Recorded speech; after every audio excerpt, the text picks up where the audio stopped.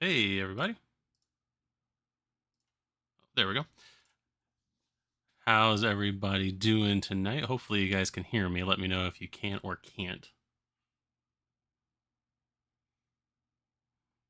Just finishing up the last of DC Superheroes United, apparently. I'm going to go ahead and ramble for a few minutes until someone lets me know if they can hear me or not.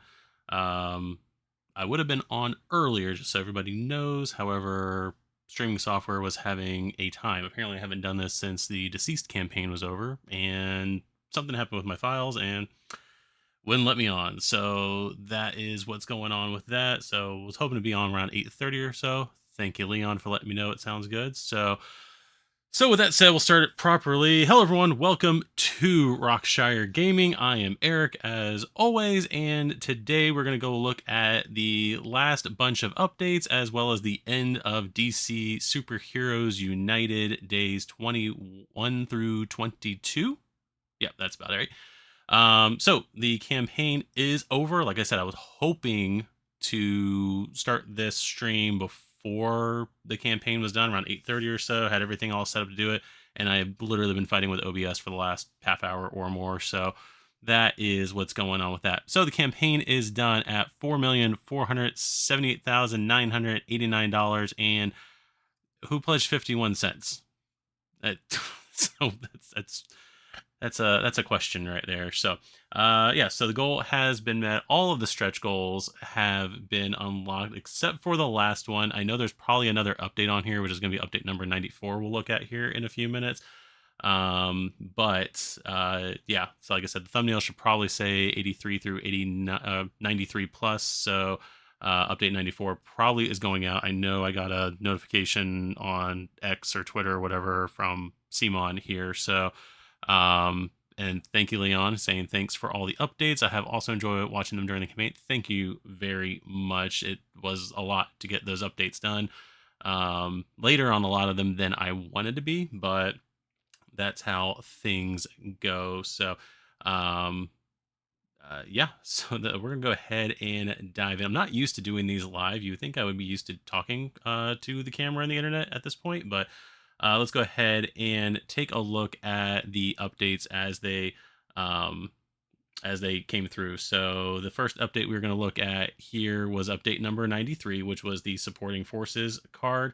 So it says next stretch goal: when playing DC Heroes United in Commander solo mode, the player normally picks 12 cards from 4 other heroes. So this is basically giving you a deck of supporting hero cards that instead of having to necessarily use cards from other players and whatnot, you can basically pick a 12 card deck from here to do that. And I do know for me, with using Commander solo mode when Spider-Geddon came out, that was probably one of the hardest things to do, was actually trying to figure out who from other games and whatnot would pair well with whoever I was playing as. So I think this was a pretty good one. I will say there's a lot of updates in here where we didn't necessarily the last 2 days get a lot of like figures. We got a lot of different cards or play modes and stuff like that, which I kind of like. More different ways of playing the game. I mean,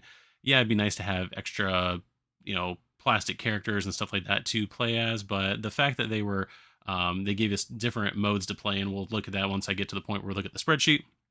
You can kind of see all the different game modes that the game basically introduced, or that CMON introduced into the game. So that is going to be supporting force. I was going to say Commander solo mode, but it's part of Commander solo mode. So let's see. There are constant effects like vehicle commandeering that allow you to use any action to move, or false targets where you can discard action tokens to evade damage. There are charge effects like redeployment that can relocate you anywhere, or police sweep that defeats a couple of thugs in full location. So a lot of different things that you get. Some are going to be persistent, some are going to be flips, all that kind of stuff. So that was a pretty cool update. The next update that they gave us here was Dripping with Malice, adding in Clayface into the game, which everybody was asking for. There was a ton of almost what I call night crawlers in this campaign, where so many people were asking for certain characters. So the game Clayface being a big one. I am still thinking that Clayface it was going to be. Oh, I'm still let me rephrase that. I'm still thinking that the retail exclusive box that they haven't, as far as I know, announced is going to be Hush. And I figured at this point, um, there would be, Clayface would be in there as one of the characters because he was a big part of the ploy that Jason Todd was. Still spoilers for a 15 plus year old storyline, but he was one of the ploys that Jason Todd was alive. And I think at the time he wasn't alive, or they didn't plan on bringing him back. And then after that, they did. It was a whole weird thing back then. But Clayface was posing as Jason at the time, holding Tim Drake hostage, which is why I also think Tim Drake is going to be in that box. While I'm not necessarily upset, spoilers, that he's not in this game. So there's that. So let's go ahead. Um, yes, that was that Extra Players Den. Green Arrow was this year's Nightcrawler. You are absolutely right about that. Well, I'll get into that whole thing here in a second. Let's go ahead and read what Clayface does. In spite of his monstrous appearance, Clayface remains obstinate in reclaiming the fame he once had. His fame track increases each time he is KO'd. Each time he KOs a hero, causes an overflow, or springs a hidden trap a hero can't deal with. The heroes lose if they can't defeat him before he reaches full infamy. This will be quite a challenge, as Clayface keeps the double wild card from each hero for himself, using them to shapeshift into them. Any hero except the one Clayface is currently imitating must spend a heroic action before they are able to attack him. Meanwhile, Clayface's own attacks can be quite devastating. So, and then it goes in here and talks about his threats. And I don't want to necessarily spend a lot of time on the updates themselves, just because I don't want to, leave some space for you guys to ask your questions or comment on things like that. Again, I have no affiliation with CMON whatsoever, but I just figured this would be a good time to talk to you guys who have been watching all these videos for the last 3 weeks. So that is Clayface. That is his painted figure from Big Child Collectives. Hello there, Troopa Koopa. The next update was from Zero to Hero. I love the backwardsness of Bizarro's cards here. I just think that's awesome. But this was the update, and I didn't, on the spreadsheet, I put it on the spreadsheet when we look at it later, and I know that doesn't matter to anybody, to you guys, just for me keeping track of things, but I kind of put them off to the side, not necessarily in the main column on the stretch goal updates, just because of the fact that to me they belong with like things somewhere else in the list. So but this was the update that basically gave us Captain Cold and Bizarro as heroes in the game, basically turning them into dual mode characters or anti-heroes, whatever you want to call them. Hello, Lieutenant Dan has legs. That's awesome. Awesome Forrest Gump reference there. As a hero, Captain Cold uses his cold and calculating mind to analyze the enemy's tactics, revealing the next master plan card and gaining different action tokens depending on whether it will add more thugs or civilians. He's also an excellent marksman, striking a target anywhere, but it's his cold abilities that are the real showstoppers, creating a cryogen wall that can stop the villain on its tracks. That's good. Block him from moving anywhere else. Or brewing up a snowstorm that keeps thugs and civilians from being added anywhere in his vicinity, though other heroes will have some difficulty trudging out of the deep snow. I do like, and I did this with Deceased too, I like when the villain characters who are supposed to be heroes or acting as heroes still do villainous things in a way. Like they don't necessarily make things easier for the other players. So I like the fact that they keep that flavor in the game with that. They did a lot of that stuff in Deceased as well. Captain Cold can use his cold gun equipment to defeat a thug or freeze a villain or henchman in this occasion so that their BAM effect is neutralized. And then we got Bizarro. Again, I like the fact that I do wish they would have written the card in the way to make it whatever, but I know that would just get bogged down everything. But I like the fact that his symbols are on the top of the card and his pictures on the bottom of the card, and even the arrow in this box is pointing in the opposite direction. No, they didn't put the symbol next to their name in the opposite area. That's one last thing they could have done on that one. But there is a Bizarro with his purple figure. Bizarro has always tried to be a hero in his own bizarre way, but with his deck he might just about pull it off. But with this deck he might just about pull it off. There we go. Extra players, I actually had that thought the other day about the Marvel Season 1 characters. Ask me again after I get done rambling about everything else, because I do want to kind of talk about that.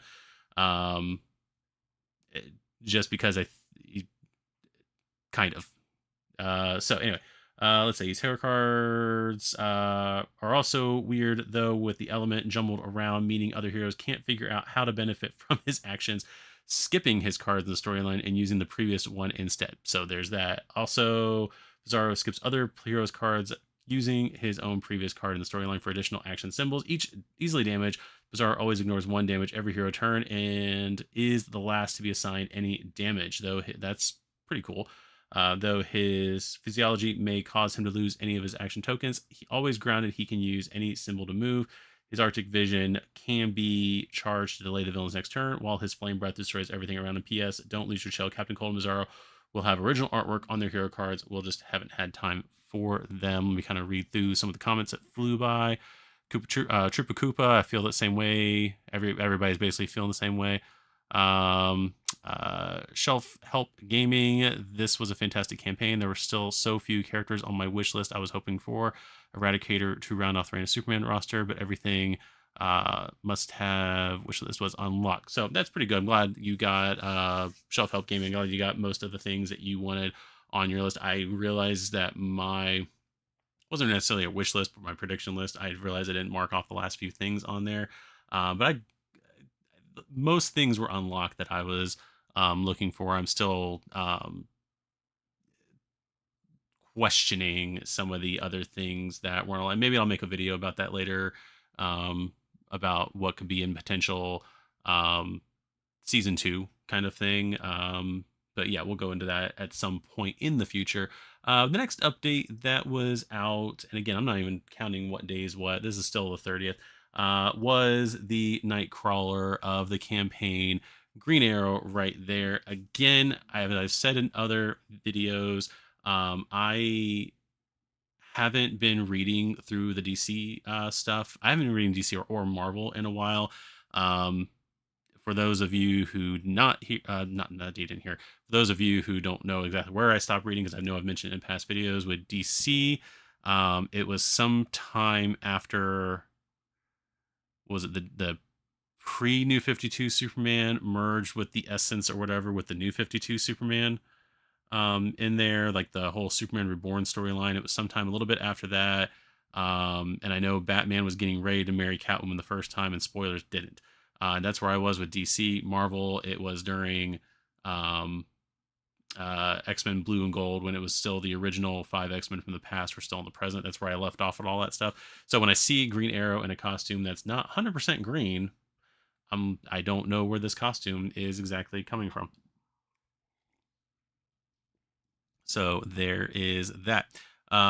People talking in the comments here about what they're hoping for from season 2. So definitely, definitely, if you do comment in the chat and everything, if you do want to say some things that you are hoping for season 2, let me know, because even in this campaign, there were so many characters. Not Green Arrow, I knew he was going to be in there, but there were so many characters that I did not think, or that I never even really thought of, that were in the game, and some of them were just an omission on my part, and others were like, arm fall off boy. That's still my dupe in this one.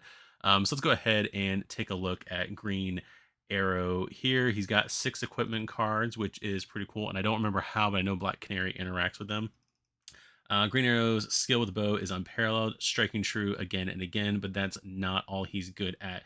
He's also a martial arts expert, able to evade damage and strike unexpectedly, as well as a survival expert who will stay in the fight when others would have already fallen. He always has a trick up his sleeve, or rather a trick arrow in his quiver, being able to not only easily recharge them, but even pick an extra one mid-game. With 6 different trick arrows available to him, Green Arrow needs to choose which 3 are best suited for the villain he's about to engage. A bolo arrow can tie a villain down. A boxing glove arrow can knock out thugs in order to rescue civilians. A remote detonator arrow blows up an entire location after some time. A neutralizer arrow can clear out crisis tokens, and a boomerang arrow strikes an adjacent location before turning back to strike again. So there is his painted figure. It doesn't say anything about his interaction. I believe it's with Black Canary.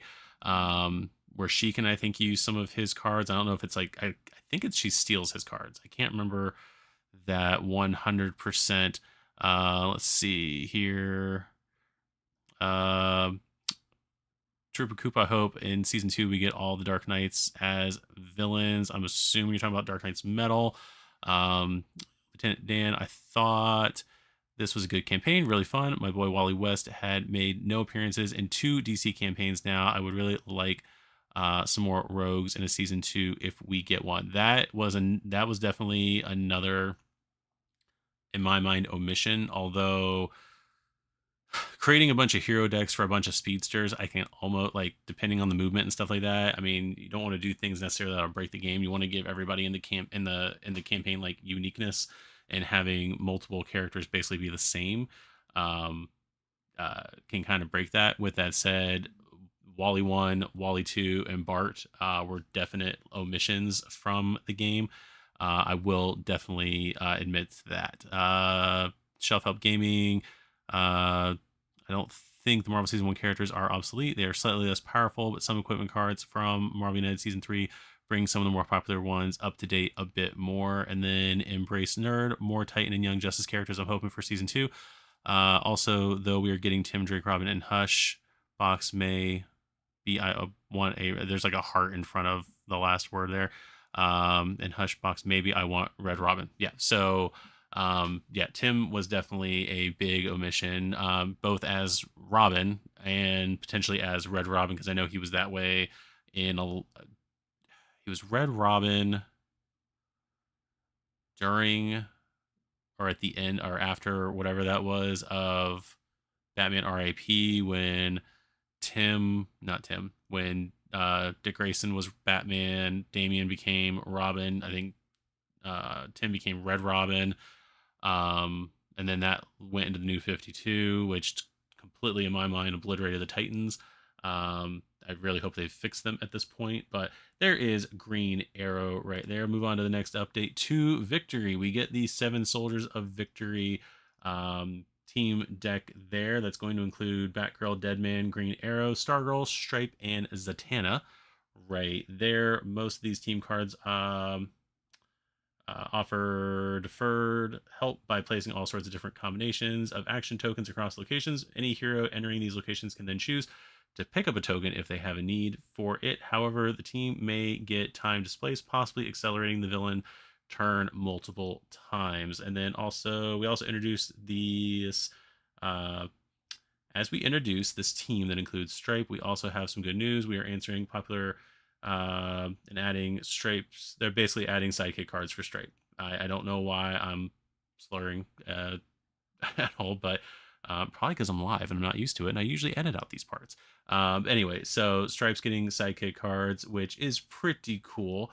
Stripe can act as an imposing metal bodyguard for any hero by adding him as a Sidekick into your deck and having him in the game help Stargirl make the best use of her cards. By flipping his charge cards, he can protect any hero in his location from damage, or even dash to an adjacent or protect to an adjacent to protect heroes there, even more so if that hero happens to be Stargirl. He also makes coordinated attacks, striking on his own or double teaming with Stargirl. If you want to have Stripe at your side protecting you, add the sidekicks right there. There's all the sidekicks, so we get new sidekicks in the game. To me, like, the concept of pets was interesting in Marvel. I think it made a little bit more sense in DC. I haven't gone necessarily back and read like all the old stuff from both sides, but just knowing like there was Ace the Bat Hound, Crypto, there was a super horse, I think there's a super monkey in there. You got, was it Chip from Green Lantern Corps, all that stuff. I'm reading Casey Porter, thinking that Spawn would be in this campaign. I believe he's Image, if I'm not mistaken. I think he was one of like the initial Image characters over there. I might be confusing Image and Top Cow, because it was like back during the time when like Spawn came out. Was it Savage Dragon was out around the same time, all that stuff. So no, he was definitely a DC image character, I believe. Anyway, back to the sidekicks. It made more sense as far as the sidekicks go. The fact that they made them the animal companions and trying to use that, um, I understand the reasoning for doing that, but again, I think they could have done a lot more with the um, extra players confirmed. Yes, image. I think they could have done a lot more with the sidekick concept by having, like I said, they had Robin in there, right? They had Robin. Robin's right there. They didn't really put out a lot of the sidekick characters. So like if Impulse or Kid Flash would have been in there. I feel like they should have had sidekick cards. If like one of the Aqualabs is in there. DC, I feel like was more of the sidekick company with that, because the only ones I can offhand remember over at Marvel would be like Bucky and was it Rick Jones? Technically was a sidekick. Even like the DC analog of Snapper Carr isn't in this game either, which he would have been a good sidekick too. Like I said, I feel like they could have done more sidekicks, and I also feel like they could have done more with the support characters. I'm wondering, kind of like anti-heroes were in Marvel United X-Men, I wonder if support characters are going to be one of those things, like they're kind of throwing it out there, seeing how people like them, having us play with it, hopefully at the end of 2025, more likely beginning of 2026. Play with it before we get maybe a season 2. That way they can kind of just throw a bunch of different support characters at us, or a bunch of different sidekick characters if we if the mechanic does well. If you guys understand what I'm trying to say. Leon, I am relatively new to United, but curious if the game will get too crowded with sidekick support characters and the hero slash villains. That is also another thing that I kind of wonder about, just because of the fact that I think there can only be one supporter on the board. I think everybody can have a sidekick, and so the figure goes on the board with that, and then the hero villain. So, and then technically they don't really talk about it much in here, but they do have like the super villain mode, where somebody can play as a villain. So you're gonna have 5 players. You can potentially have 5 players on the board. One villain. I'm trying to remember who, if any. I can't remember at this point. It's been a 3-week campaign. I can't remember who is like, if there was anybody in the game like Toad, Pyro, and Blob, where you have 3 people on the board. I guess, the biggest one is going to be Sinister Six mode / and Task Force X mode, where Sinister Six mode, you have 6 people on the board for villains, 4 heroes on the board, and 4 sidekicks and a support character. That's 4, 8, 9, 15 characters that can, with Bat Signal and Trigun Challenge. Yeah, so we'll throw the Trigun Challenge in there. So what I say, 15, 16. So yeah, you could potentially put 16 characters on the board at one time. That would be nuts. And as soon as I get Multiverse, I think I might try that. Just because with Multiverse, I do a 4-player game, each of the 4 players having a sidekick, Sinister Six mode or Maximum Carnage, and then throw Deadpool on the board. Oh no, not even throw Deadpool. Like, can you do? No, because you can't do Sentinels with that, so it'd have to be Deadpool. Yeah, the Deadpool on the board. Yeah, that would be nuts. That 8 and 6. 14, 15. Yeah, so like 15, maybe 16 characters on the board. Yeah, 15 to 16 characters. Yeah, that's gonna be crazy. So yes, in that case, yes, you are gonna get that. Would be a little too much. And add Carnage challenge as well. Yeah, why not? Why not? Because can you do multiple challenges like that? I'm sure you could. Probably could. And then throw all the different challenges in there, like was it that paparazzi challenge from Spider-Man? Don't do the Plan B challenge, because that would make the whole thing way too easy at that point. Yeah, that would be That would be nuts. Chef Up Gaming, I'm thinking we get classic Batman, Red Robin, Oracle Huntress, and maybe Carrie Kelly as heroes with classic Harley and Hush as villains, and maybe dual mode Azil in the retail exclusive box. Um, my only thing with that is if it is based on the Hush storyline. It's if it's based off the Hush storyline. Um, Throwing in a classic Batman would work. Red Robin or Tim Drake at all in the game would work because he did feature in there. Oracle, I can see her being a support character if they decided to do that. Huntress, she was in that storyline from issue 1. Um, Carrie Kelly, if I remember correctly, that's the other Robin. Um, yeah, I think that's is that the other Robin from Dark Knight Returns. Yeah, I don't remember, but I would not. If that is the other Robin, the female Robin from Dark Knight Returns, I would not put her in there just because she wasn't in that story. Yes, throwing in a classic Harley and a Hush in there would work. We might get a different version of the Joker in there, although he just kept taking punches, I think, in that one. Zeal wasn't in, or was it Zeal Azrael? Wasn't in that storyline. It could. I wonder if they would also do. No, I was gonna say they could also do what is it, Nightfall?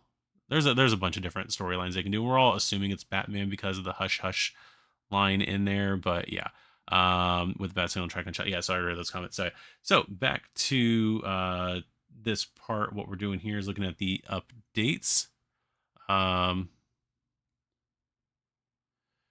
Yeah, but Poison Ivy with a controlled Superman was directly from the Hush story, and they already have her in Arkham expansion. Yeah, that was the weird one that kind of throws it off from the Hush storyline, was having the controlled Superman in there, because you would think they would save that for the Hush box. I would have bet money that not Harley, Poison Ivy with a controlled Superman would be in a Hush box. Like that threw that whole theory off.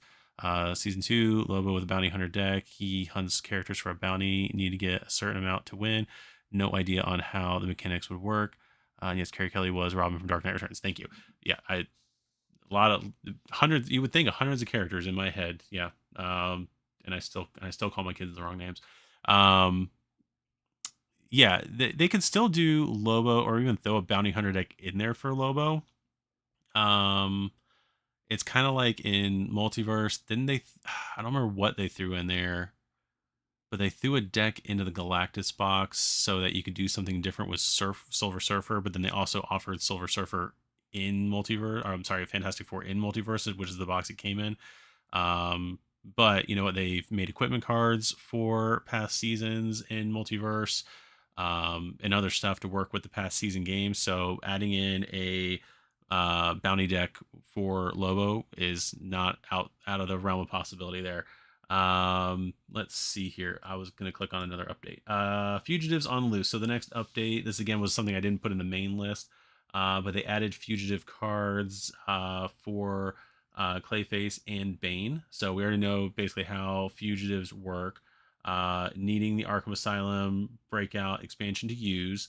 I think though they note in here, what was it, they were putting yeah, Bane's deck is only going to go in the Gotham City expansion, whereas Clayface's is not. I think his goes in the stretch goal box, whereas Bane's is going to go in the Gotham City box, which is going to be weird because you're going to have cards for a mode that you're not even in. They should have just thrown it into the other box. That just seems odd to me. Let's see. Let's go ahead. As a fugitive, Clayface is able to change his shape to blend among the Arkham Asylum personnel, avoiding the antagonist attacks if there are civilians in his location. Clayface's corrosive touch can be very nasty, discarding a couple of civilians and damaging the antagonist if they end their movement in his location. Clayface can even replicate another fugitive's abilities, copying the special effect of their card in the storyline and turning it face down.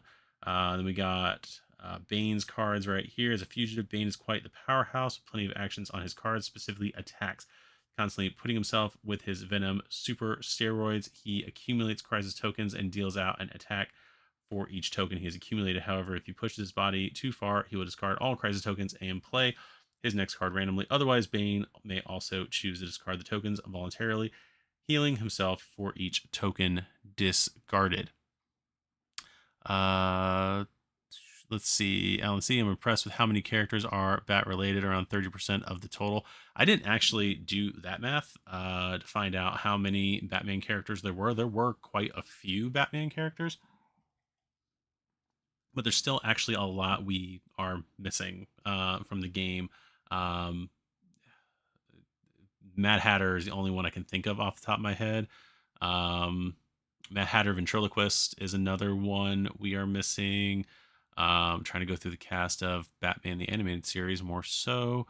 And then, of course, a lot of people were wanting Batman Beyond in the game. But anyway, so let's go ahead and go to the next update. Whatever. We get, what was this today? This was today. So when was this update? This was today at 7 in the morning. Sidekick's update was today at 4 in the morning, and Green Arrow was yesterday. So we've been on today, this morning. So with a lot of large stretch goal like funding gaps, that's why they kind of didn't come in all as much. And I will say a lot of people were assuming that when the we'll get into the box later, but I know a lot of people were assuming that was just the end. But I went back and looked at Marvel United 1, 2, and 3, and they did have a ton of stretch goals on after the stretch goal box was announced. So yeah, let's see here. All right, so let's go ahead and read through this. So Batman Who Laughs is interesting to me because, again, I would have figured if they were going to do like a multiverse expansion, or not a multiverse expansion, like a multiverse campaign, like a true multiverse campaign, which I feel like with DC could do a true multiverse campaign. They I figured you would have saved Dark Knight Metal for that, but they didn't. So and I know to a point funding kind of slowed down with this one. And I know I read through the comments on the Gamefound page when this one was announced, and I know that not a lot of people were happy with the Batman Who Laughs. But regardless, Batman Who Laughs has gathered the Dark Knights from all corners of the Dark Multiverse, leading them in his invasion. Acting as a mastermind, he hides behind the other versions of Batman, so he may only be damaged if there are no henchmen left in play. In fact, his BAM initially does nothing. It's only once he's under pressure that he starts pushing the heroes around and damaging them. His focus is on getting to the end of his master plan by removing cards from his deck whenever he causes an overflow or if a hero is KO'd. Trooper Koopa, I think you don't need a multiverse campaign for DC because they do multiverse things in like every animated movie. Marvel is the more rare to do stuff like that. You are right. For the most part, even after the last Secret Wars, however long ago, when everything got sent over to Battle World and Doom was like controlling whatever, then the Fantastic Four like rewrote reality. Like the world was still the same from before that.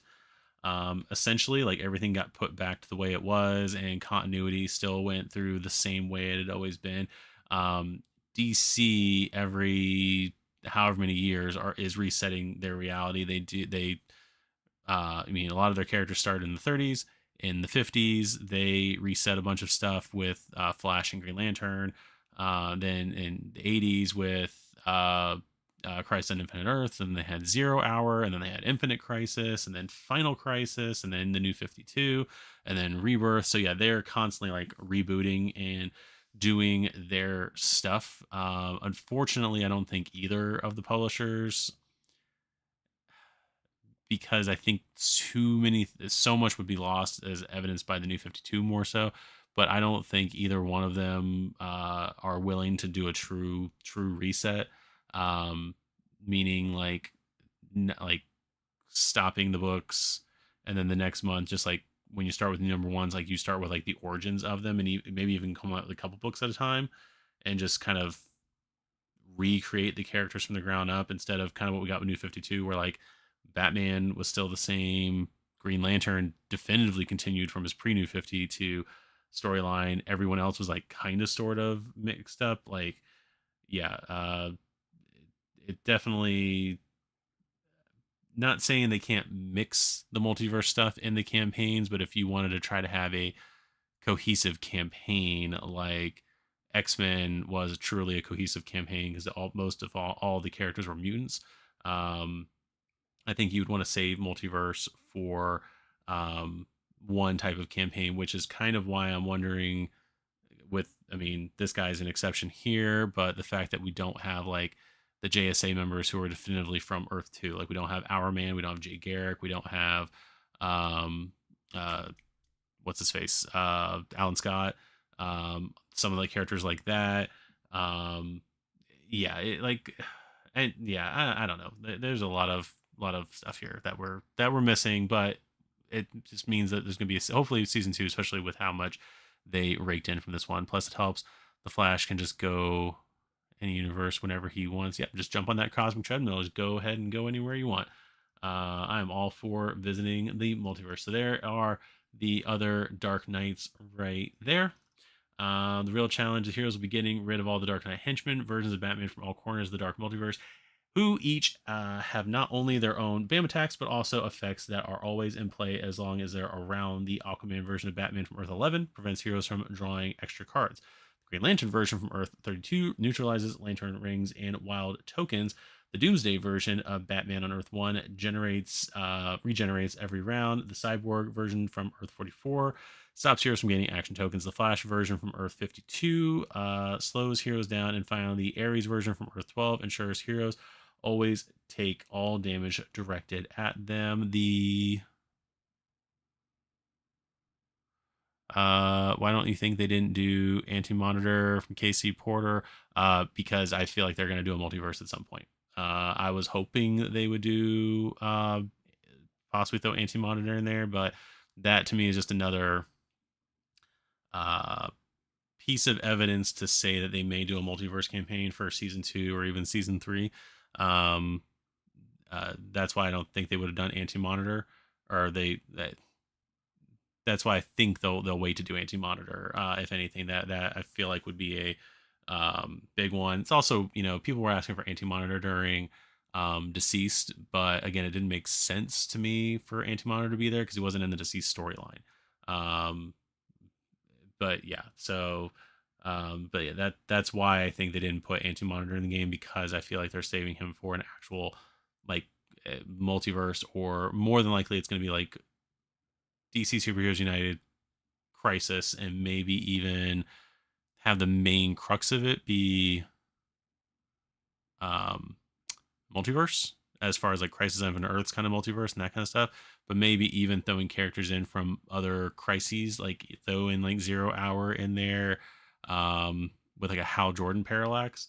Um, throw in the villainous version of Superboy Prime with the Infinite Crisis kind of thing, like Jonathan A. I just want Watchmen.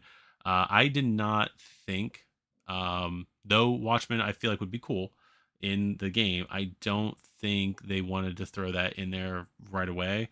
Um, and I can't tell you why. I knew this one would be more so kind of like the first Marvel United was a lot of throwing in like Avengers and stuff like that, especially from the movies and stuff. I definitely thought this one was going to be a lot more like core DC and what people consider core DC. Which again, my core DC would have been like uh post Crisis on Infinite Earths, pre New 52, like those classic look costumes that we all associate them with more. This was definitely like a more of a rebirth campaign as far as a lot of the characters go, but and I know the Watchmen were a big part of what was it? I cannot think, Doomsday Clock, of that thing, but yeah, that's kind of why I don't think, because they just want to kind of stick it with like core DC. That's why I don't think they did Watchmen with this one, but that it is what it is. Let's see, next update. Where are we at? We're on update number 90. We're getting close to the end because I think we are on 94 soon. Bad for Good. So this was another. A lot of these last updates were basically like Whether or not you believe that they did have to get approval from DC or from the licensor or not, that's what they did say on here. Um, I do know from past campaigns that there were characters that they kind of threw in at the end that they kind of gave like a brief, here's kind of how the character is, this new character, but we didn't plan on this character at all. I do honestly think that some of these things were that. But we get hero cards for Poison Ivy, although for whatever reason she has to, and I think it's because what was it? Where does it say it here? Arkham Asylum Breakout. Please note that this exclusive hero deck being added to every backer's pledge, and Poison Ivy must remain strictly a villain in Arkham Asylum Breakout. This means her figure will remain red, even though with this deck you'll be able to play her as a hero. So I'm assuming then that means this hero deck is going to go into the stretch goal box and not into the Arkham Asylum Breakout, because I think if I remember correctly, the Arkham Asylum Breakout is going to be a core box, and they wanted to keep her a villain for that box. So, yeah, they don't want to like do the whole anti-hero thing with that one. So I'm fine with that. Like I said, I'm fine with playing a red figure hero as a hero. It doesn't matter. I'm eventually going to paint stuff. So yeah, there's that. So anyway, so we've got Poison Ivy. Where let's go ahead and read. As a hero, Poison Ivy uses the constant effect of her pheromone control starting card to lure thugs to her location, so she can take them out. Evergreen Ivy can fully heal herself if things get tough, living up to her moniker. Poison Ivy's Deadly Touch places wild tokens on villains or henchmen in her location, possibly accumulating several of those and dealing damage equal to their number, withering those foes on the vine. Then we get, for the breakout mode, we get Wonder Woman. Let's see. I was reading through comments. I'll get to that in a minute.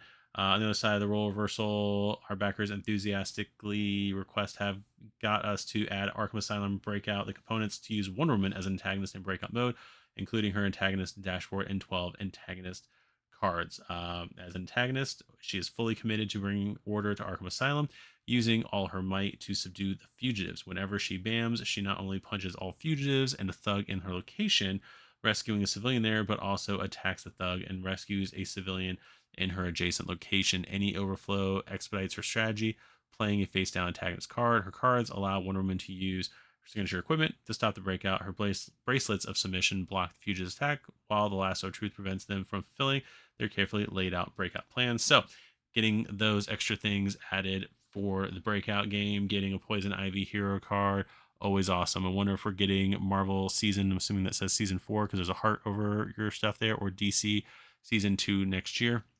I don't know if they're going to do more. So I know a lot of people, I don't know where it came from. A lot of people were saying that there was like Spin Master no longer had the license for Marvel because it wasn't on their website anymore. And that's why a lot of people thought that's why Marvel or why CMON was shifting over to the DC stuff was because they no longer had the Marvel license for stuff.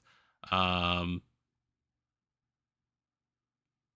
um, so sorry, I was reading Casey Porter's comment and it totally sidetracked me.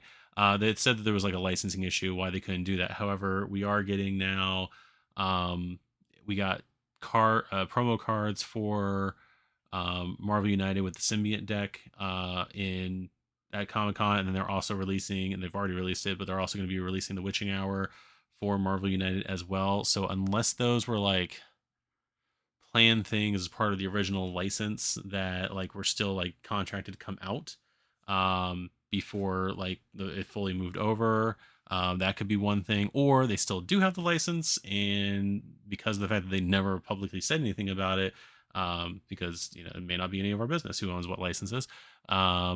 But again, there's all those different questions up in the air. But I don't know. I don't know if they're going to do Marvel season 4 or if they're going to do DC season 2. I don't know if it's going to be next year. I hope they give us a little bit of time off because of the fact that, again, like this campaign for DC was going on while a lot of us still don't have Marvel season 3. So I still don't have Marvel season 3. Somebody asked me, I apologize if I can't remember your name, who did ask me, but I still don't have my Marvel season 3. I would love to have done unboxing videos while doing this series, but for that and going back and forth, I'm still waiting because I'm on East Coast, so I'm still waiting for mine to come in. But yeah, that's that. So, but yeah, I don't know if they're gonna do what they're gonna do for next year. Casey Porter, they're going to do Transformers United next year. LOL, they can do it now, especially with the new Beast Boy forms. Um, that would be interesting because I think that would be the only way you can do like Transformers is to have some kind of like a form card that you go back and forth from like vehicle mode to hero mode, because it would just get you get really bogged down with characters like you wouldn't in a Transformers United. I know this is completely off topic, but I feel like if you did stretch goals for like Optimus Prime and truck mode, Optimus Prime and here and robot mode kind of a thing, like you would only get half the characters for the amount of figures you're getting. So that's I feel like they would have to do some kind of card mechanic with that, which would stink because then we wouldn't get figures with like robot figures and vehicle figures. So I don't know how they would do it. They don't own the license necessarily for the board games, though. Going back to licensing things, I think that's with Renegade, unless they do something with Spin Master. But I think Renegade has was it Transformers, Power Rangers, and GI Joe is the stuff they do stuff with. So, but yeah. Let's see. To Trooper Koopa, they still waiting for my order from the Game Steward. Yeah, Game Steward. I haven't ordered anything from them. But yeah, they're depending on where they are located, they're probably also waiting for their shipment to come in of the stuff, and then so they can ship it off to people who bought it from there. I'm still waiting on my season 3. Also, I'm in Texas. Casey Porter. Yeah, it stinks. It stinks looking at the Facebook page and seeing everybody else open their stuff, and I just want the mat. Like that's the other thing I'm a little upset about is the fact that East Coast didn't get the mat right away from Marvel, because I would love to have the mat for when we do the gameplays of Marvel United here, which I do hope to start those up again soon. Um, Still want to unbox because I never got through and finished unboxing. I've opened them personally, but I never finished doing the unboxing for Marvel United season 2, the X-Men stuff. Like I've opened it and messed with it, but I never unboxed it on camera. So I'd still like to do that, but I wanted to just for those gameplays, I still just want the mat for just to have something on, so it looks better on camera. That's all I want. Let's see. I can see season 2 that fills in all the missing items from this season and maybe the expansion boxes based off popular comic storylines. Then a season 3 focusing on crisis storylines. I would love to see that as well. I still am missing X-Force and Generation X characters from Marvel. That's all I care about, being a 90s X-Men kid. My first comic book was X-Men Adventures number 13, which was based off the TV series. Mainline X-Men, it was Astonishing X-Men number 1 from the Age of Apocalypse. So that's where I jump in to all of that. That's where I jumped into comics from. So uh, definitely that end of Blue Team, Gold Team era, X Force, old school X Factor, not even old school X Factor, like 90s X Factor, Excalibur, all that stuff. I'm still waiting for X Men characters to be finished off. We finished this one, right? Yeah, we did. So let's go ahead and go to update number 91. Everybody's other Nightcrawler, Lobo, entered the game. Here he had dual mode figure, 12 hero cards, 2 equipments, villain dashboard, 12 master plans, 6 threats, and 1 bounty token. So Lobo, real name Lobo. Lobo is feared intergalactic bounty hunter.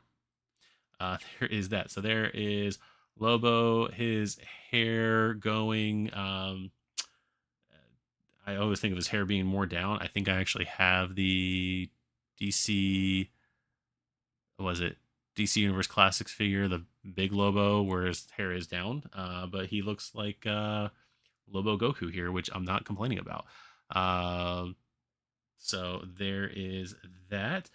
There's his equipment right there, dashboards, cards, all that stuff. Lobo is such a psychopath that even calling him an antihero is a bit of a stretch. Good thing we're calling him a dual mode character.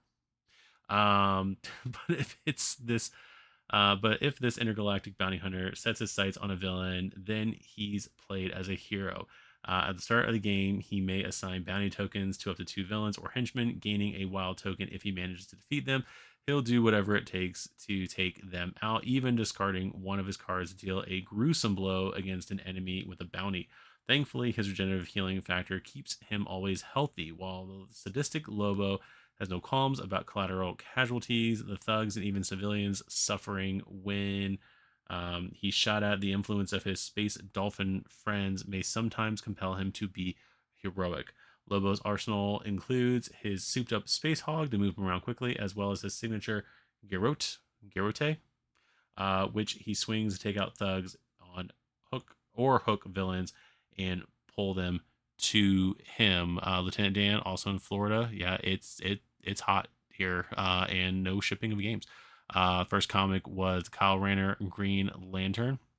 I had a buddy of mine who was reading Green Lantern at the time, and I think he had some of those early ones. He had a bunch of early Nightwings too. So there's that. Um, uh, Mad Dad 316. Not sure what you meant there.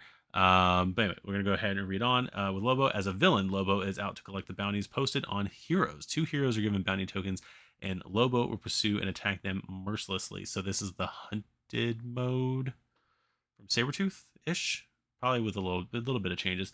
And anybody else who gets in the way until well, yeah, because the hunted token on it's Sabretooth, right? So he gets the hunted token. Um, it's just one character for that, so he's gonna get 2 characters with that. Let's see. Anybody else gets with it until his targets are removed from the game. Lobo will even use his garage equipment card to increase the damage of his attacks, recharging it every time he bams, and his Space Hog equipment card to run over his prey unless the heroes disable it. His threats enforce his contract to make sure he reaches his bounty and makes his unpredictable nature evident with surprise attacks across the play area. Of course, taking out the last Zarian. I can never remember. It's again comic books. It's one of those words that you see it and you're like, oh, this is how it's pronounced in my head. And since you never hear it, it's like I don't know how to pronounce it. This is how it's going to be pronounced. Will be no easy feat. Not only does his psychology make him immune to token effects and allow him to heal every villain turn, but even if the heroes do damage to manage to blow him to Kingdom Come, he might very well be banished from heaven or more likely hell and come back good as new to continue his maniacal hunt. What's next in the master plan? Let's go ahead and find out. Update number 92. This was the placeholder. I wish I could have used this as the thumbnail, but I couldn't. But this is the placeholder for the box of fun. Heroes Unite, we've done it. We've unlocked Lobo, but there's still time left. When the next stretch goal is unlocked, all backers will get a nice big crowdfunding exclusive box to hold all their stretch goal promos. This box will feature on the cover an awesome new artwork by Edouard Guten. Of course, we couldn't have this artwork done in advance since we don't know which characters will end up being given away as stretch goals. Soon as we can start working on it, we show you when it's done. The rest of the time, okay. So basically, they're just showing a big empty box right here. It will have nice artwork because of the amount of characters we ended up getting, and again, we'll take a look at that at the end. More than likely it'll be a box where it's going to have a whole bunch of characters here, and then on this side and this side it will have a picture of probably people from one team on it, and then on the top and bottom it'll have a picture of members of a second team on it. That's how they did X-Men, I believe, and that's I think how they did Multiverse as well. So that was that one. 93, we get the big fear bug right over there. Nothing to fear but fear itself.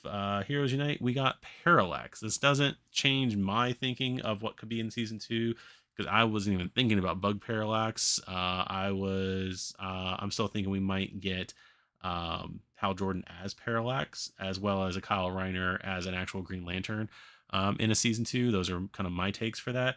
But we get big giant fear bug right here. Awesome clear plastic goodness right there. I don't know if that's a render or if that's an actual figure. The way that looks more like the actual figure to me, but regardless. Let's see. Parallax is the embodiment of fear and will do everything in its power to break the hero's will. Each time it manages to make a hero cower or run away in fear, It accelerates the next villain turn. This might happen when Parallax razzes its location, scattering the heroes when heroes are KO'd or when an overflow eliminates all civilians caught in the mass panic. If a hero is brave enough to attack Parallax, they'll need to spend a heroic action just to keep themselves from running away after dealing a single damage. Also, Parallax's influence keeps Lantern heroes from using their power rings near it. There's where the weakness comes from. Weakness to yellow. Um, so basically, so can't use the rings near it. So I wonder if that means like in his location, in his adjacent location, you can't wear your ring, or if you're just not going to be able to just use it during the game itself. Meaning you're basically just not going to pack it with you. Parallax senses fear and will usually move directly to the locations where heroes are huddled together, pouncing on them and sending them fleeing in all directions. The threats in each location challenge heroes to overcome their fears. Initially, clearing a threat takes an enormous amount of heroic actions, but with each one that is cleared, it becomes easier as heroes break from the grip of fear. A hero that has overcome their fears no longer flees from Parallax, finding the willpower to stand their ground and bring down the yellow entity. There is Parallax. There is his comparison to classic Robin. There is all that. So that was the last main update during the main campaign. Let's go back to updates from here. And we have update 94, and I love that it's Condiment King. I didn't get to see this one before we went live, and sorry, I was reading text messages from people that I know that are watching. So I didn't get to watch this one beforehand because I was angrily trying to get OBS to work. I did see it come through on X or Twitter, or whatever you want to call it. I saw the update come on here. But anyway, justice has been served. There is Condiment King giving a big giant thank you right there. So let's go ahead and hit read more. Heroes Unite. We're going to read this one carefully, only because of the fact that they sometimes will give a clue to whatever the next campaign is. During this write-up, I know during X-Men, I don't know if it was the last update or an update toward the end, but when they said the next master plan, I'm realizing I never looked at any of those next master plans. They capitalized the X on one or two of them, which kind of indicated, oh, we're doing X-Men. And I know during the last update for Deceased, they had a line in their last write-up about the master plan. So we'll see if we can glean anything in here from that. Heroes Unite, we have gathered amazing friends together faced incredible challenges. Now our journey reaches a thrilling end, making this into pretty much the brightest night we could hope for.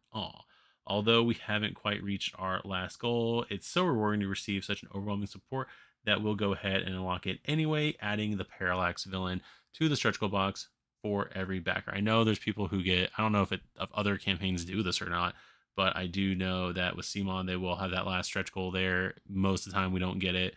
But they add it in there anyway, because why not? They're going to give it to us. They have it made. Why not? It's been an immense pleasure and honor to be able to partner with Spin Master and DC once again to bring this amazing roster of characters into the United system. Special thanks to Mike Bizarro, who has been a long-time rock in the United line, lending his support and expertise at every stage of the process. We'd also like to thank everyone involved into making DC Superheroes United happen: the game design team, the artists, the sculptors of Big Child Creatives, the graphic design team, the production team, the marketing team, and the video makers. You are the ones that make the dreams like this one come true. Now another part of the work begins. We're very excited to take this to the final stage and deliver it to all of you, which will be in a while. Well, this campaign is over, so what's the next step? Funds collected. Gamefound will begin processing payments for the pledges. This process may take up to 14 days to be completed. If any issues emerge and your pledge is not charged, you'll be notified. Late pledges in around 15 days. Late pledges will open for those who missed the chance to back the campaign. Pledge manager, usually our pledge manager opens around 2 to 3 weeks after the campaign's end. Once the pledge manager is open, You'll be notified to complete your pledge, provide shipping address, pay shipping, and if you like, edit your pledge to add or remove items and change rewards. Please make sure to keep an eye out for this notification by completing the pledge manager is one of the most important steps to ensure you'll receive your products. What's next in the master plan? Nothing else. So unless there was something I missed here, um, which I don't see anything there, that was it. So there was no clue to the next one. So I feel foolish. Um, that was an awesome stretch goal. All the small T's. Yes, that was an awesome stretch goal for Parallax right there. So, but yeah, that is gonna be all the stuff there. Let's go ahead, Conqueror, let's say all the gameplay. So yeah, that was all the stretch goals. So there was 68 stretch goals in there. Just got here. Hello, Solo Souza. Sorry if I butchered your name, but hello there. Welcome to the stream. We're still going a little bit longer, and you know what? It's time for everyone's favorite part, this monstrosity. So, yeah. So this is where we ended up. We got Parallax right here, which was technically figure number 48, if I'm getting all this. And you can see, like I said over here, where I put the Fugitive decks and everything over here kind of off to the side and those extra hero cards because I just didn't want to necessarily throw them in here. Did you go all in? I did something. I pledged some for it. Yes, but there's reasons why I didn't go like truly all in on the game myself, but that's neither here nor there. But yeah, I did go ahead and pledge to the game. So there's that. But let's see, would go in, got right, got right, got right. Not sure what that means, but yeah, this is everything that was unlocked as far as stretch goals go. Apparently, I was trying to find something on this sheet earlier. Going back to the Marvel United stuff right here. Apparently, I was messing with a lot of these boards here before I jumped in here. Marvel United 1, we beat everything in Marvel United 1. What was the final number on here? 4.4, almost 4.5. So 4.4 to 4.5. That would have put us here, not here, but this is where we were when I made this, was doing this sheet earlier.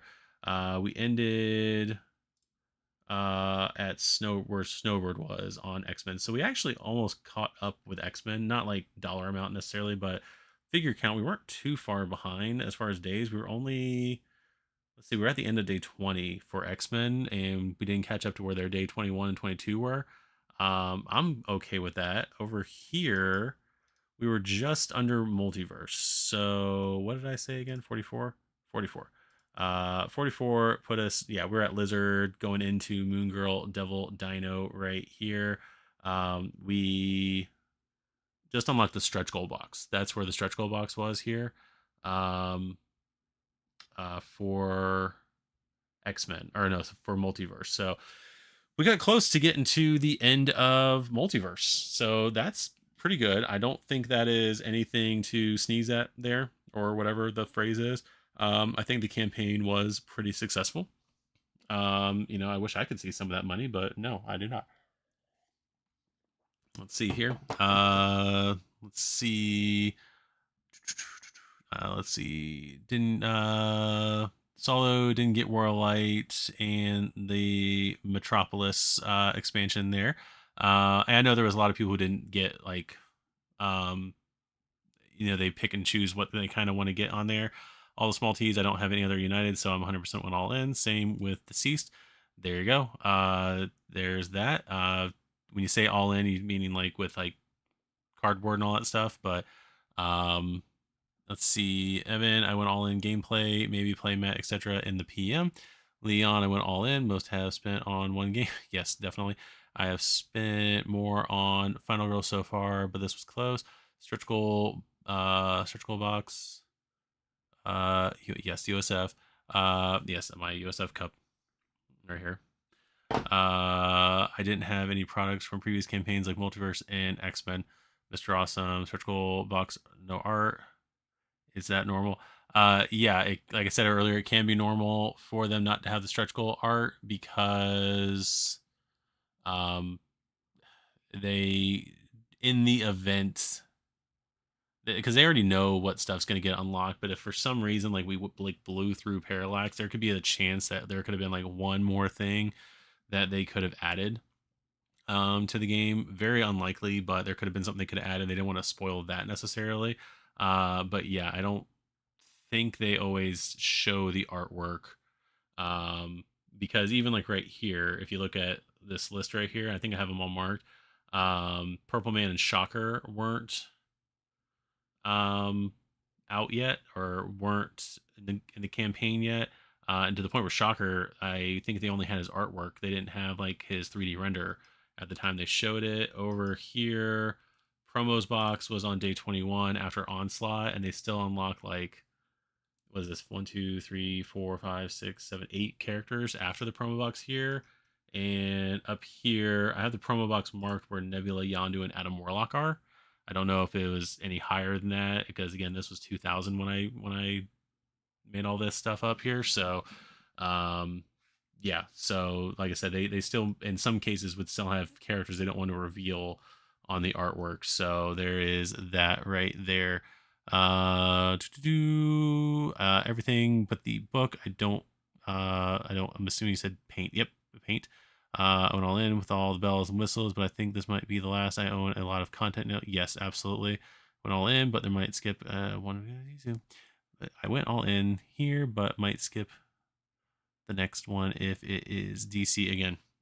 Understandable. DC, the old DC versus Marvel thing, or some people like DC more than Marvel stuff. I'm actually somewhat getting back into comics a little bit, but I am sticking with Marvel a little bit just because I know me and, well, not that right cup. I know me, and if I start going all over the different companies, I'm going to read too many books that I'm not going to get to read. Case in point, I actually own all of Dark Knight's Metal, the first main miniseries and all the tie-ins, but I don't think I ever read it. So they're like, that's how I get sometimes. Let's see, went all in here. Okay. People scream Giganta and got Parallax, and it's a pattern how of big sculpts as a final one. Deceased was promo box, then Doomsday, then it was over. Yep, there you go, right there. You know what? Deceased. So Deceased showed the promo box art because I think it was just like Superman fighting um a bunch of random zombies or something like that. Like they didn't show everybody on that one. I think that's the difference. Whereas and I'm actually, you can kind of see it right here in the background. I'm not gonna pull it off the shelf. That one right there is the box for Marvel United Season 1.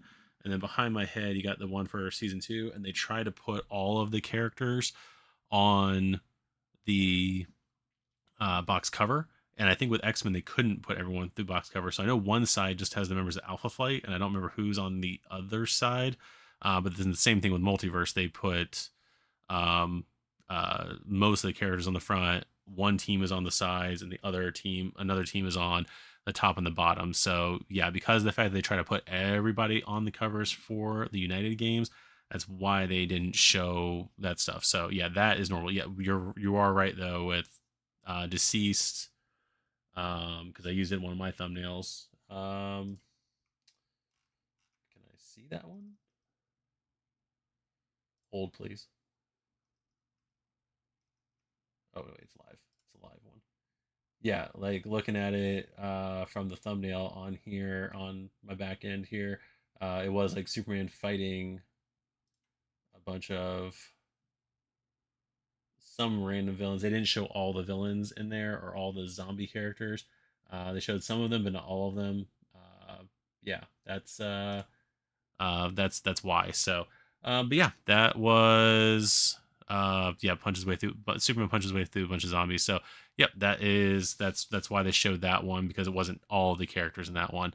Let's see, where's my mouse at? Deceased Parallax and Doomsday. Yep. Mr. Awesome. DC United doesn't have any previous boxes from earlier campaigns like Multiverse and X-Men had, which added a lot to the cost of fundraising. Yeah, that as far as money goes, so that's actually an interesting note. I just want to point out here the final number on is right here for Marvel United Multiverse. That is 4.7 million right there. This was 4.4, almost 4.5 million there. But you got to remember, in this one, they had Fantastic Four was re-released. Let's see what else was re-released. Let's see if I can remember my old notes. Um, where is it? Promo team decks, stretch goal boxes re-released. So this was, and they were expensive if I remember correctly. These are the stretch goal boxes from um, Marvel United Season 1 and Season 2, and I think they were like $200 each or $150 each or something like that. So that was added in there, and then somewhere um in here for Maximum Carnage or after Maximum Carnage where they offered, I believe they offered Sinister Six. So because I remember we did an unboxing of it at the time that they did that. So it's very early unboxing, it's terrible looking, but yeah, they did uh they offer, like I said, those are 4 big boxes from Marvel United Season 1. I can't remember what other, and I don't feel like opening up a new tab to um see like what else they offered on there from Season 1 and Season 2, but they offered a lot of stuff from Season 1, Season 2, and it only made 300,000 more than this one, than the one we just did. So yeah, like season 1 of uh, DC United, almost doubling season 1 of Marvel United, and if you probably take out all the season 1 and season 2 stuff from Multiverse, probably beat Multiverse in there. I think that's a pretty big win as far as this campaign goes. Not having to reprint a bunch of old content, not having to reprint a bunch of um, old miniatures again for the third, the second reprint, third time printing it total. I think that is actually a big win as far as CMON's side goes with that. Let's see, all small T's. My issues with Marvel and DC comics are all the crossovers. That's why I mostly read indies now.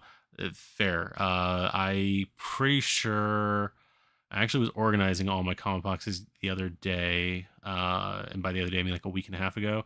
And I think I have one short box that was all just the first Civil War. Um, because I know I have every part to that. Same thing with Secret Invasion. I think I have almost all the parts to that. I have a lot of the parts to like not Decimation, House of M. So, like I said, like some of those crossovers, they can get crazy bonkers with that stuff. I Before I stopped reading comics, I would get the main event mini. I got to the point where I would just get the main event mini, and then if the mini crossed over into a book I was reading, then I would be fine because I was getting with some of those. I was realizing for the most part with I think it was Avengers versus X-Men, where I was like, you can just read the main mini and not like all the I think original sin may have been similar for the most part. But a lot of those books was like it was kind of giving you filler on what was going on in the storyline, kind of, but like you can read the main storyline, be fine. Like you didn't have to read all the auxiliary stuff. So that's why I was like, I'm just gonna, if it crosses over into a book I'm already getting, fine. I'm not gonna go searching for a bunch of other crap right there. So um let's see, where was I with the comments? Evan, Superman punching up through a bunch of zombies. Yep, that was the box. Multiverse had lots of past campaign boxes. I bought some of them, and they changed the style of the art boxes for this, more comic cover style. I think the style of the boxes for this one I really enjoyed. I somewhat made the thumbnails for um this campaign series match the box a little bit, just because I thought it was a cool design, and There was that, just adding in, a couple little bit of extra flair to it. But yeah, so that is, let's see, stretch goals, Marvel United comparison, cups in the way. So that was that. These are all the unlocked characters from this campaign, just from DC. You can see we had, if my math is correct, somebody will definitely tell me if it's not. Um, so we've got Green Arrow was the 63rd hero in the game. Parallax was the 42nd villain. I did move over here Captain Cold and where's the other one? Bizarro. I probably passed it. Yep, Bizarro right here. I did add them over to the dual mode character spot. I did not move Ivy because her character is still technically red. And they're not necessarily calling her a dual mode character. I didn't move her over, but I'm pretty sure I got everybody else. There's all the dual mode characters. There's our team decks right there from the team deck packs. We only got 19 team decks here. We got our supporting characters, our sidekicks, and then I have game modes right here. Kind of separating them out where we have like the complications cards, if anybody remembers those, superhero, supervillain, ally mode, the Bat Cave with the Bat gear over there, Patrol Knight, Task Force X, supporting forces, and then I just threw over here because they were stretch goals technically. Clayface Fugitive, Bane Fugitive, the Ivy Hero cards, even though they go over there with her, and then the Wonder Woman antagonist card. I didn't throw the Fugitive cards for Joker and um, the other one Harley because of the fact that they're already in the game as part of that box. They weren't like something added after the box there. So there's that. And then over here, I did my final little math for the game. So basically adding up all totals of everything we have. As far as I am aware, this should be right. Somebody please let me know down below if I'm wrong, especially the multiverse one, because I feel like I'm wrong on that one. I did, what, I cannot remember the site that I saw, Legion of Heroes or something like that, for some of these numbers to make sure I was right. But Marvel United X-Men, Marvel United, we had 85 total characters in the game, or total figures in the game. Marvel United X-Men, 121. My count for multiverse is 153. My count for multiverse is adding in Spider-Geddon, since it was announced during multiverse and had, what was it?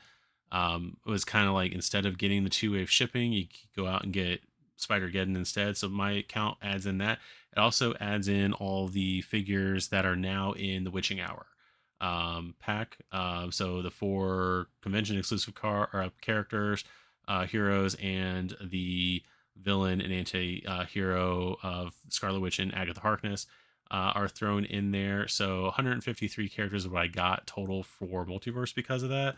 And then for DC Heroes United Superheroes, I've got 129 characters is where I'm at sitting with that one.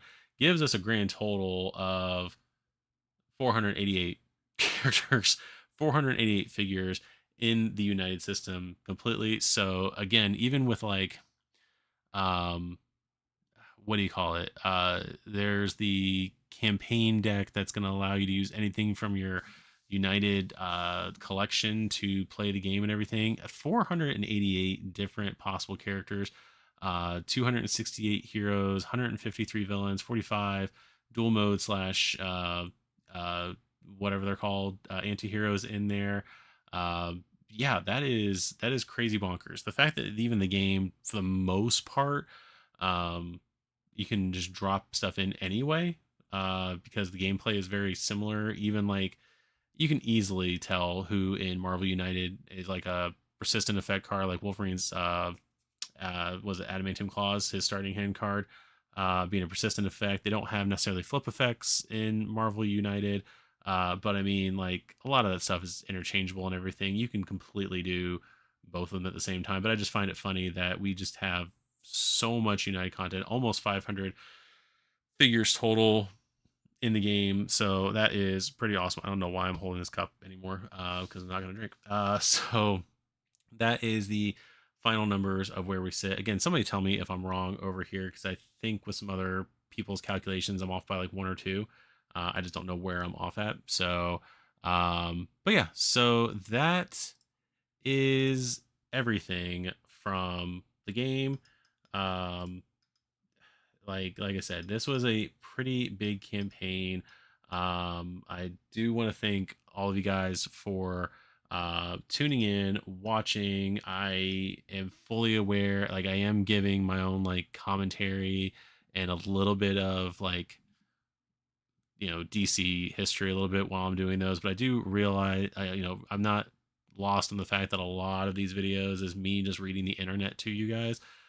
So I do like to thank you guys for sticking with the videos, watching them every couple days and all that stuff.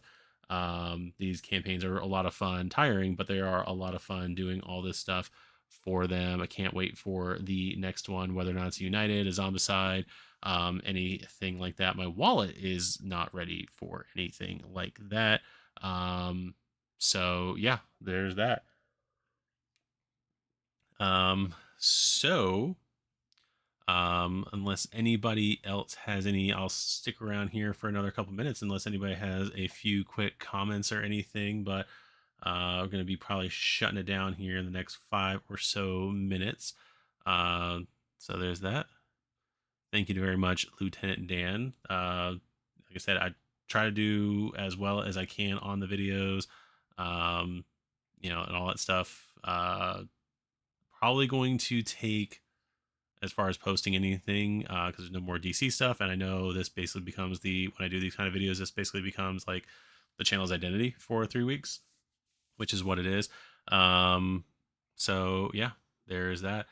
But yeah, I'm gonna take probably the week off here, just because I know Gen Con's coming up, and I'm not going to Gen Con, but I know a lot of people are going to be there, and yeah, there's going to be more interesting things coming out of this weekend than I'm going to be doing. So, favorite heroes and villains from this campaign. Favorite villains and heroes from this campaign. That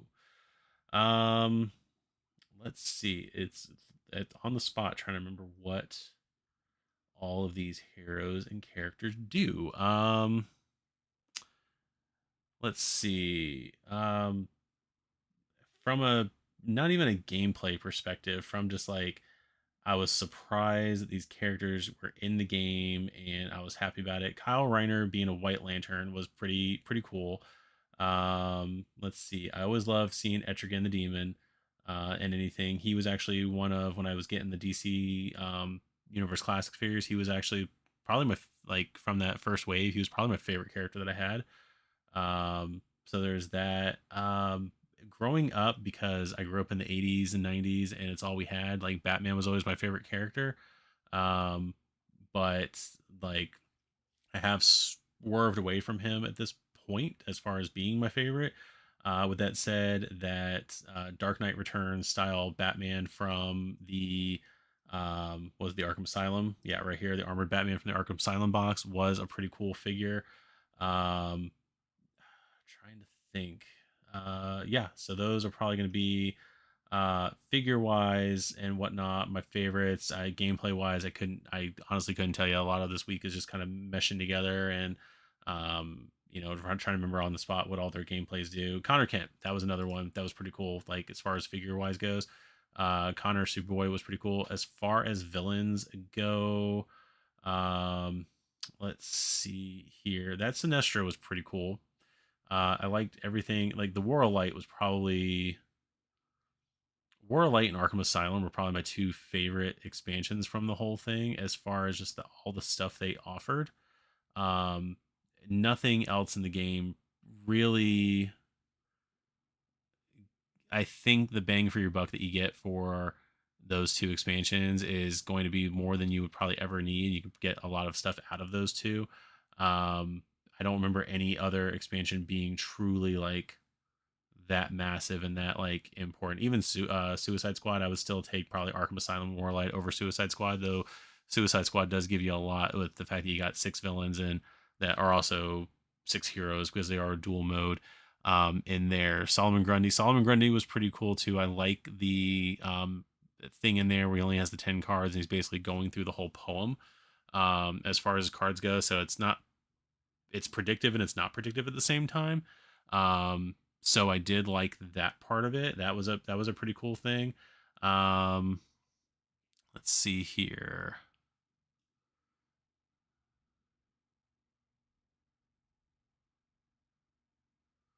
Let's see, going through comments here.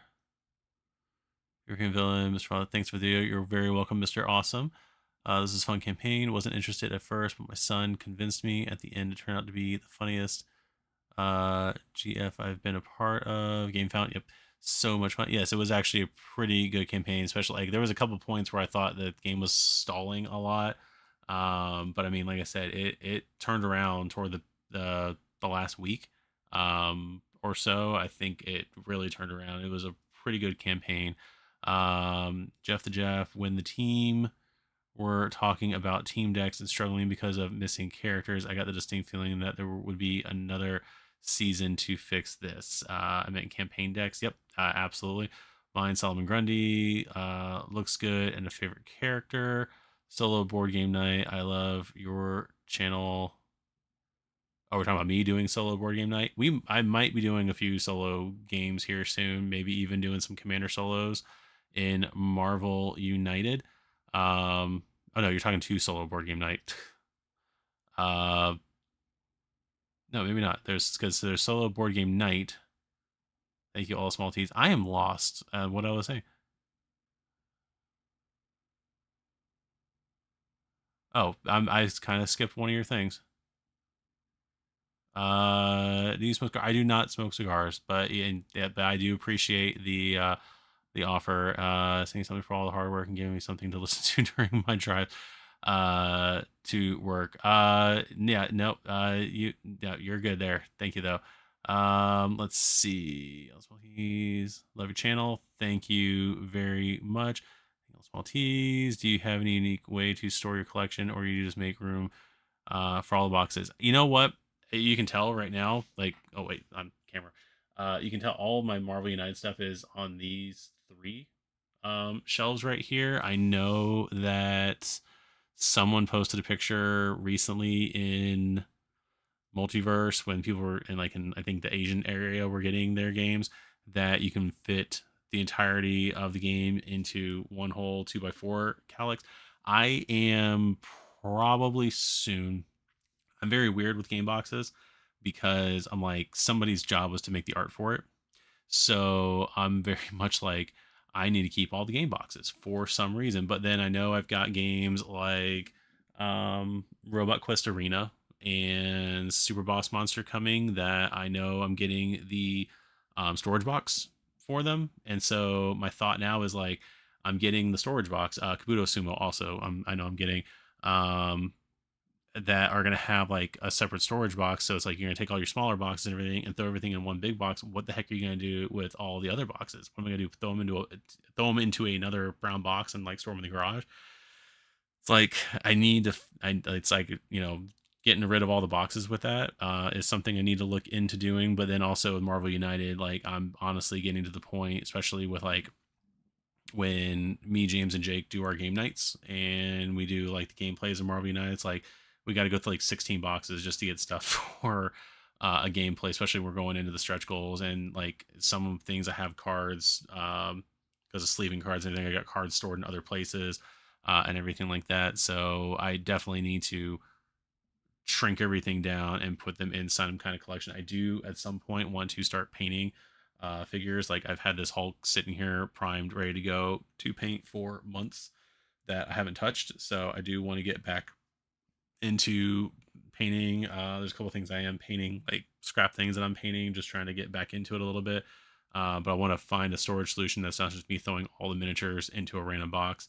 I need to find something that will, make sure the stuff, if I do paint it, doesn't get messed up. So yes, yeah, that's gonna be something I am planning on doing.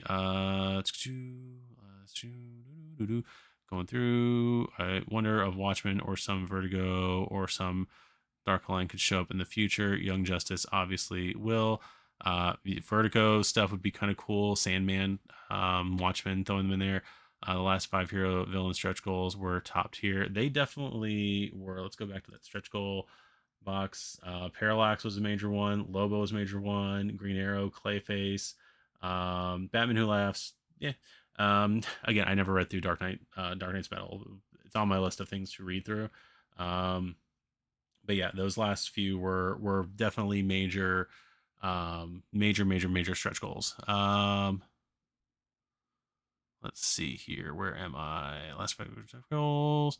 Can you share your Google sheet? You know what? If I can figure out how to, I will do that. I'll have to get James to help me with that. Both of y'all's channels are top tier and need more subscribers. Who's the other channel you're talking about? Because I'm not seeing who you're talking about. All the small T's, subscribers, G's, autocorrect. And I like the insights on comic background and history and these campaigns. 1 hour videos are on the spot for my road work. Thanks for your videos. Not a problem. I have attempted to make those shorter, but as you can see from this, I said I was going to stop this video 4 minutes ago, and I'm just rambling on because I'm old. I want to create a perfect storage system that has a travel system built in. That would be awesome too. I don't usually travel with our games just because we're usually playing up here. But yeah, definitely if I'm going to put these things into something, it's going to be um,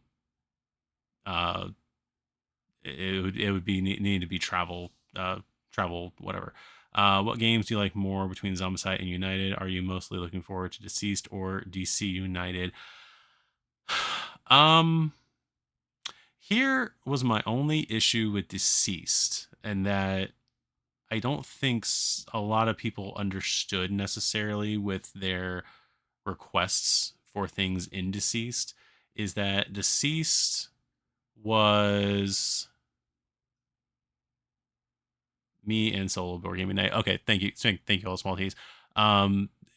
Deceased was a campaign for Zombicide based off of the storyline Deceased, and I don't think that was I don't think some people knew that, especially people who are only watching like the DC movies and might see stuff, only because of the fact that you got a lot of requests for um, Anti-Monitor. You got a lot of requests for like Necron and the Black Lanterns and all that stuff, or like Blackest Night and everything in there like that.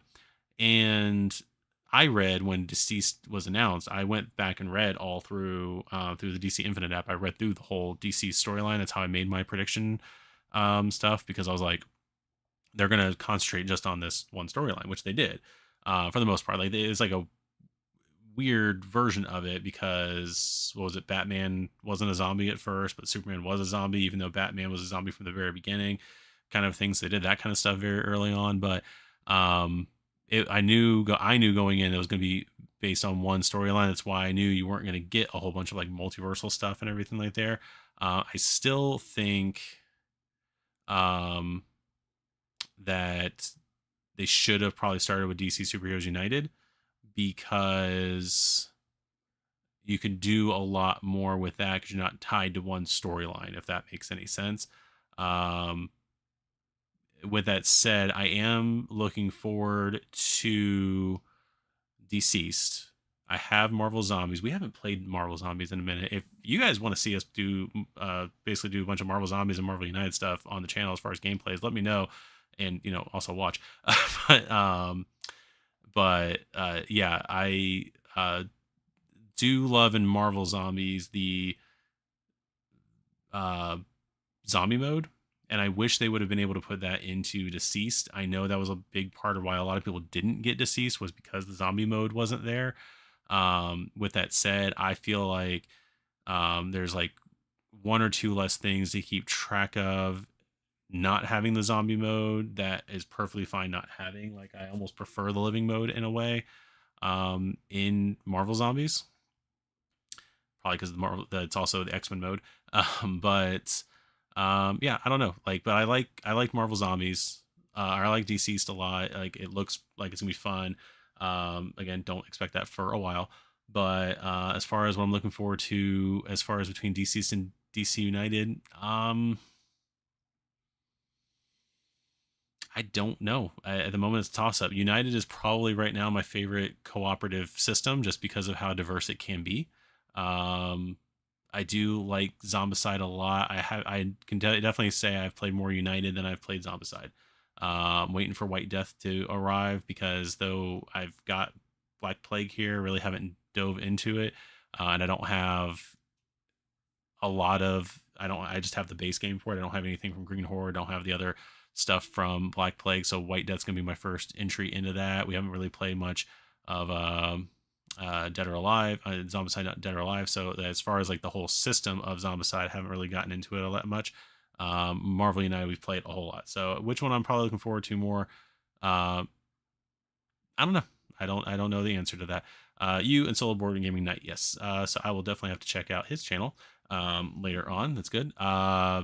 But yeah, so outside of all of that, I do want to thank all of you guys for tuning into this video. I'm looking down here because I want to see something on my channel list analytics here.